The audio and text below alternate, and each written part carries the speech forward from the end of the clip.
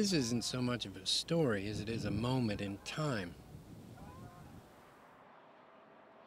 Not an important moment,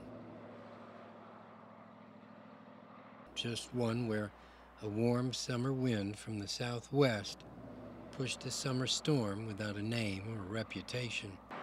A little squall too small to be of concern to anyone, over the Chesapeake Bay and across the Tangier Sound.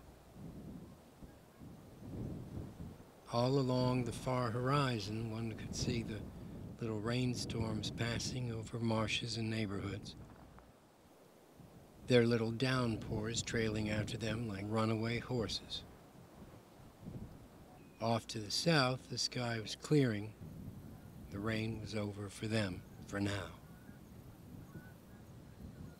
Every moment comes to an end, of the greatest import or not important at all, gathered up together as one and named a day by the setting sun.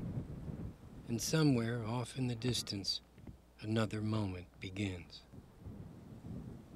At the edge of night, this is Charles Paparella for WBOC News.